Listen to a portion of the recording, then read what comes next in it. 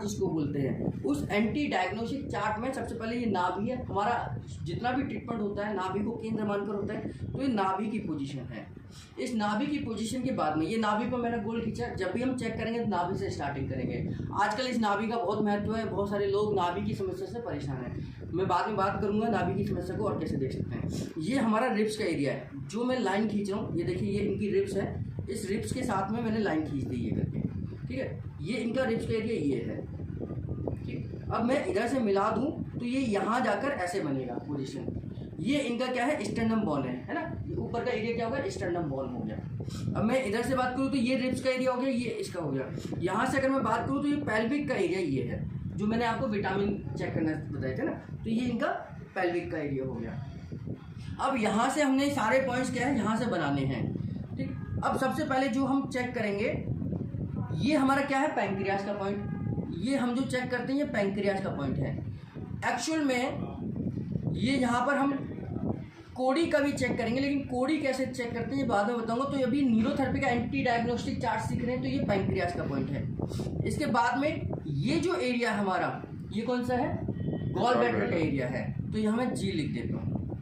अब इसके बाद में ये जो एरिया है ये कौन सा एरिया है, हमारा स्प्लीन का एरिया, यानी कि इस पार्ट में हमारा मेजर पार्ट जो होगा वो स्प्लीन का होगा। ये क्या है, जी का है, इस गॉल ब्लैडर हो गया, ये स्प्लीन का एरिया हो गया।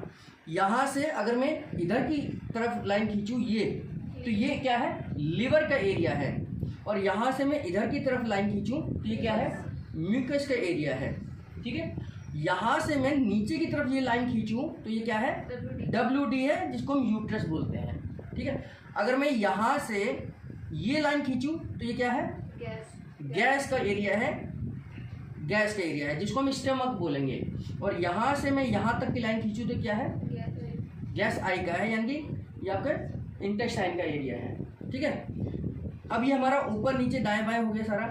अगर मैं यहाँ से इस एरिया को खींचूँ, ये वाला ये कौन सा है, ये डिसेंट्री का इसलिए है क्योंकि जब हमारी इंटेस्टाइन असेंडिंग कॉलम में होगी, ये हमारी असेंडिंग कॉलम है लार्ज इंटेस्टाइन का, ये हमारा डिसेंडिंग कॉलम है। तो असेंडिंग कॉलम में जब हमारी इंटेस्टाइन होगी तो यहाँ पर पानी की मात्रा ज़्यादा होगी, पानी की मात्रा ज़्यादा होगी। और पानी की मात्रा ज़्यादा होने की वजह से, इन्फेक्शन की वजह से, इन्फ्लामेशन की वजह से हमें यहाँ लूज मोशन हो सकते हैं, यहाँ लूज मोशन हो सकते हैं, इसलिए हमने यहाँ पर इसको डिसेंट्री का नाम दिया। इसी प्रकार ये जो एरिया है, ये एरिया हमारा है कॉन्स्टिपेशन का है, क्योंकि ये हमारी जो मैंने जहाँ हाथ रखा है ये एरिया हमारा डिसेंडिंग कॉलम है, ये हमारा असेंडिंग कॉलम है। ये हमारा असेंडिंग कॉलम था, ऊपर की तरफ जा रहा है, हमारा मोशन ऐसे बढ़ेगा ऊपर की तरफ, इसलिए इसको बोलते हैं असेंडिंग कॉलम। हमारा मोशन नीचे की तरफ आएगा, इसको बोलते हैं हम डिसेंडिंग कॉलम। ये असेंडिंग कॉलम हो गया, ये डिसेंडिंग कॉलम हो गया। तो डिसेंडिंग कॉलम में जब मोशन नीचे की तरफ आता है तो यहाँ पानी की मात्रा कम होती चली जाती है, पानी की मात्रा कम होती चली जाती है, यानी कि यहाँ पर कॉन्स्टिपेशन होने के चांसेस ज़्यादा हैं। जिन लोगों को भी पानी की मात्रा कम होगी, जो लोग पानी कम पीते हैं, उन लोगों को ऑलरेडी पानी कम हो जाएगा, क्योंकि वो पानी कम पीते हैं। और उन लोगों को कौन सी प्रॉब्लम होती है, कॉन्स्टिपेशन की समस्या होती है। कभी भी पानी कम पीने की वजह से लूज मोशन नहीं होगा, बात समझ आई। कभी भी पानी कम पीने की वजह से आपको लूज मोशन नहीं होगा। आपको जब भी पानी कम पी रहे हैं तो कॉन्स्टिपेशन ही होगा।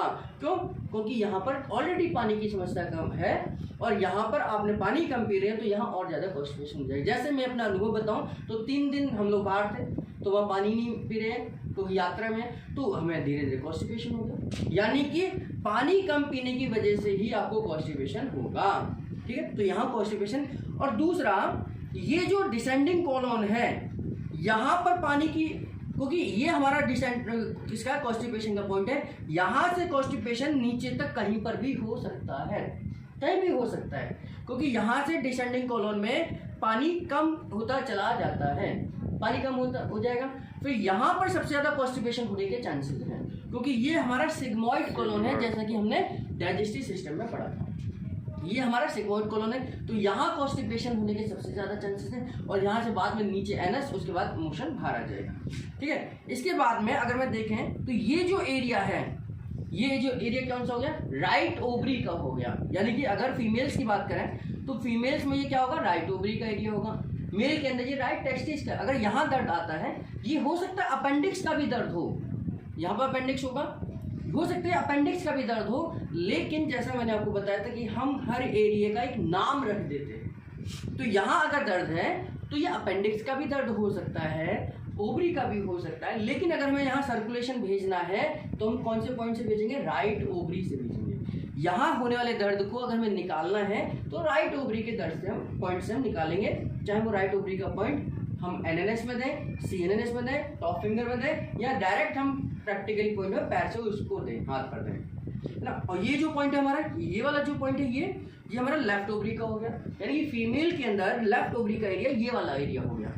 तो हम जब ये यहाँ दर्द होगा, यहाँ के दर्द को निकालने के लिए हम क्या करेंगे? लेफ्ट ओवरी का इस्तेमाल करेंगे इस दर्द को निकालने। ये हो सकता है कॉन्स्टिपेशन का भी दर्द हो, क्योंकि हमने बताया ना कि कॉन्स्टिपेशन यहाँ हो सकता है। अगर ये, और दोबारा हमें क्या देखना, फीमेल में अगर पीरियड्स की दिक्कत है और यहाँ दर्द है तो ये एस्ट्रोजन और प्रोजेस्टेरोन के साथ जुड़ जाएगा, यानी कि हार्मोनल प्रॉब्लम आ जाएगी। क्यों कि फीमेल के जो हार्मोन है वो राइट ओवरी और लेफ्ट ओवरी से बनते हैं, जो हमारे एस्ट्रोजन और प्रोजेस्टेरोन है, मेन जो हार्मोन है एस्ट्रोजन और प्रोजेस्टेरोन। मेल में यहीं पर टेस्टिस है, यानी कि टेस्टिस नीचे लटकी हुई होती है स्क्रोटम में, अंडकोश में, लेकिन उसमें अगर दर्द होगा तो ये नीचे जो मसल्स हैं ये खींचेंगी क्योंकि मसल्स नीचे लटकी हुई है। तो जब अंडकोश में यानी कि टेस्टिस में अगर पेन होगा तो यहाँ पर पेन आएगा। तो इस दर्द को भी निकालने के लिए हम वही इस्तेमाल करेंगे जैसे हम फीमेल में राइट ओवरी और लेफ्ट ओवरी को दर्द को निकालने के लिए करते हैं। दोनों में दर्द दोनों में मेल के लिए मेल का दर्द होगा, फीमेल के लिए फीमेल का दर्द होगा, लेकिन दोनों के दर्द को निकालने के लिए हम राइट ओवरी और लेफ्ट ओवरी का इस्तेमाल करेंगे, चाहे वो टॉप फिंगर का हो, एनएनएस का हो, सीएनएस का हो, न्यू सीएनएस का हो, या ओएनएस का हो, या डायरेक्ट हम जो हाथ पर देते हैं ओवरी का पॉइंट इसका हो। तो इस तरीके से आप ये देखो, हमने पूरे पेट पर कोई ड्राइंग बना दी, इसमें कोई भी पार्ट ऐसा नहीं है जो बच गया हो कि जहाँ से हमें ये पता चले कि यार हम इस पॉइंट को कैसे निकालेंगे। तो यहाँ हम जो देखते हैं ये हमारा डिसेंट्री का पॉइंट था, यानी कि लूज मोशन का पॉइंट था, है ना। तो सारा का सारा एरिया हमारा कवर हो गया, कोई भी ऐसा पॉइंट नहीं। इस डायग्राम को हम न्यूरोथेरेपी में क्या बोलते हैं? Anti diagnostic chart. क्योंकि न्यूरोथेरेपी में जब भी हम किसी पेशेंट का इलाज करेंगे, जब भी हम किसी पेशेंट की बीमारी का इलाज करेंगे तो यहाँ से करेंगे, चाहे बीमारी कोई भी हो, अर्थराइटिस है, माइग्रेन है, हार्मोन्स की है, हाइट नहीं बढ़ रही है, कुछ भी समस्या, पेट की समस्या है, कोई भी A to Z बीमारी है, तो हमने पढ़ा था कि हर मुख्य बीमारी का जो कारण है वो पेट है। तो न्यूरोथेरेपी में जब भी पेशेंट आएगा हमारे पास, किसी भी समस्या को लेकर आए, हम सबसे पहले उसके पेट पर काम करेंगे। इसीलिए मैंने आपको सिखाया कि पेन पॉइंट्स कैसे चेक करते हैं, इसलिए हमने आपको बताया कि पेन पॉइंट्स होगा तो उसे कैसे रिमूव करेंगे। क्योंकि पेट ठीक होगा तो बेसिक केमिकल्स बनेंगे, पेट ठीक होगा तो हार्मोन्स बनेंगे, पेट ठीक होगा तो एंजाइम्स बनेंगे, पेट ठीक होगा तो आपका कार्बोहाइड्रेट है, आपका फैट है, आपका प्रोटीन है, ये डाइजेस्ट होंगी, और ये डाइजेस्ट होंगी तो बॉडी को लगेगा। मिनरल्स है, विटामिन है, रफेज है, इनका अपना अपना रोल पूरा होगा। क्योंकि पूरे शरीर के लिए बेसिक हार्मोन्स, एलिमेंट, जो भी चीज़ें चाहिए वो पेट से ही हमें मिलेंगी। तो पेट में हमारे न्यूरोथेरेपी में सबसे पहले हम पेन पॉइंट्स को चेक करते हैं, किस एरिया में दर्द है, कितना है वो लिखते हैं, और अलग अलग ट्रीटमेंट से हम उसको डायग्नोस करके उसका रिमूव करते हैं। कैसे चेक करेंगे एक बार ये समझ लीजिए। हम हाथ की सभी उंगलियों को मिलाकर नाभि के ऊपर रखेंगे, नाभि के एरिया में दर्द है या नहीं है पहले ये चेक करेंगे, ठीक है। अगर नाभि के एरिया में दर्द है तो यानी कि नाभि के एरिया में दर्द होने का मतलब ये है कि आपकी स्मॉल इंटेस्टाइन में कहीं ना कोई दिक्कत है। नाभि की धड़कन की बात नहीं कर रहा मैं, नाभि की धड़कन एक अलग समस्या है, वो नाभि की समस्या हो जाएगी। अभी मैं पर्टिकुलर एरिया की बात कर रहा हूँ कि अगर नाभि के एरिया में दर्द है तो इसका मतलब ये है कि आपकी इंटेस्टाइन में फंक्शनल नहीं है, यानी कि कहीं ना कहीं सर्कुलेशन की कमी है। धड़कन की बात मैं नाभि की समस्या में बताऊंगा कि वो धड़कन ऊपर होगी, नीचे होगी, क्या फर्क पड़ता है उसमें। हो सकता है अभी नाभि अपनी जगह पर है लेकिन फिर भी पेट में दर्द है, बहुत सारे लोगों को हो सकता है। तो इसका मतलब ये है कि हमारे इंटेस्टाइन की मूवमेंट प्रॉपर तरीके से नहीं है, ठीक है। अब दूसरी चीज़ ये नाभि की हो गई, इसके बाद में हम पैंक्रियास से शुरुआत करते हैं। तो पैंक्रियास को मैंने बताया था, दोनों अंगूठों को एक साथ रखेंगे, या प्रेशर देंगे और पेशेंट से पूछेंगे कि दर्द है या नहीं है ना। इस तरीके से रखना है, ऐसे नहीं रखना है। हाँ, ऐसे रखकर आप अंगूठों को दोनों को एक साथ रखेंगे, फिर प्रेशर देंगे और पूछेंगे पेशेंट से दर्द है या नहीं है। अगर पेशेंट को दर्द है तो आप दर्द लिखेंगे, 1+ है, 2+ है, 3+ है, तो इसको रिमूव करेंगे, एक अलग चीज़ है। फिर इसके बाद में ये पैंक्रियास का हो गया। पैंक्रियास के बाद में गॉल ब्लैडर को ले लेते हैं इधर से। तो यहाँ पर मैंने हल्का सा हाथ यहाँ रखा और अंगूठे से ये जो स्टर्नम बोन है, ये हमारी रिब्स की जो बोन है, इन रिब्स की बोन को ऊपर प्रेस करना है, यानी कि अंदर की तरफ। यहाँ नहीं करना, हड्डी के ऊपर कभी भी प्रेशर नहीं देना। हड्डी जहाँ खत्म हुई है यहाँ रखना है और अंदर की तरफ प्रेशर देना है, अंदर की तरफ प्रेशर देना है। 3 पॉइंट में हमने चेक करना है। ये रिब्स इनकी यहाँ तक है ना। तो यहाँ अंगूठा रखा, यहाँ प्रेशर दिया, यहाँ प्रेशर दिया और यहाँ प्रेशर दिया। अगर दर्द है, हल्के दर्द प्रेशर देते ही दर्द है तो 1+ है। आपने ज़्यादा प्रेशर दिया तब दर्द है तो 2+ है। आपने बहुत ज़्यादा प्रेशर दिया तो, यानी कि आपके बहुत ज़्यादा प्रेशर देने पे तब दर्द हुआ तो ये 1+ है, और हल्का ज़्यादा प्रेशर दिया तब दर्द आया तो 2+ है। आपने यहाँ रखा ही था और वो पेशेंट का दर्द है तो ये 3+ है। बहुत ज़्यादा प्रेशर दे रहे हैं तो 1+ है, ज़्यादा मीडियम वाला प्रेशर दे रहे हैं फिर दर्द है तो 2+ है। आपने हल्का सा प्रेशर दिया और दर्द है, इसका मतलब 3+ है। हल्के से प्रेशर से आपको बहुत दर्द है, यानी कि पेशेंट को तकलीफ ज़्यादा है।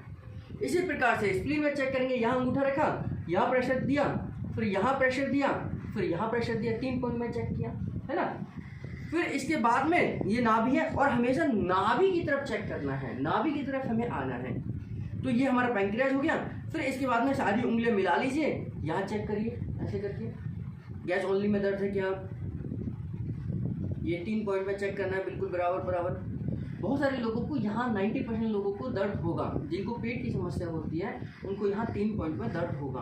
तो 3 पॉइंट कौन कौन से हैं, तो 1 हो गया, 2 हो गया, 3 हो गया, है ना। 3 पॉइंट में चेक करें। इसके बाद 1, 2, 3, ये जो 3 पॉइंट हैं ये हमारी गैस आई के हैं। यहाँ प्रेशर दिया, यहाँ प्रेशर दिया, यहाँ प्रेशर दिया। और पेट जब चेक करना है जब पेशेंट खाली पेट हो, 4 घंटे खाली पेट हो, कम से कम 4 घंटे खाली पेट हो ना। उसमें पानी हो सकता है आधे घंटे पहले पी लिया, पानी का मैंने बताया आपको कि आधे घंटे पहले और आधे घंटे बाद तक ट्रीटमेंट से कुछ नहीं लेना है। तो उस समय प्रेशर देंगे तो पेट अच्छे से समझ आ जाएगा, डायग्नोस सही होगा।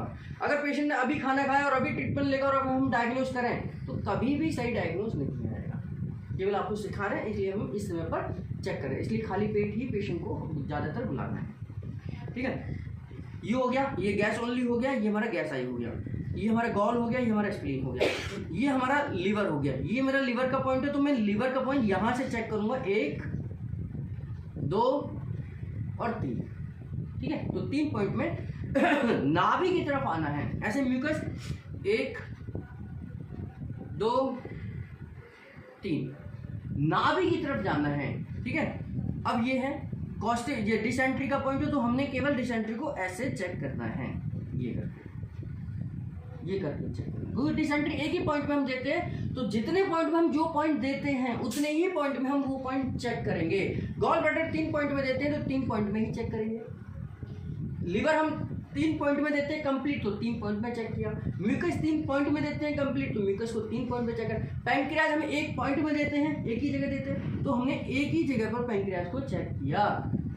ये लॉजिक है, ये ध्यान करना, ठीक है। कॉन्स्टिपेशन एक ही पॉइंट में देते हैं, मैं आपको बताऊंगा कैसे देंगे। तो हमने एक ही पॉइंट में इस तरीके से इसमें डिसेंट्री को चेक किया। डिसेंट्री और कॉन्स्टिपेशन एक ही पॉइंट में दिया जाता है इसलिए हमने एक ही पॉइंट में चेक किया।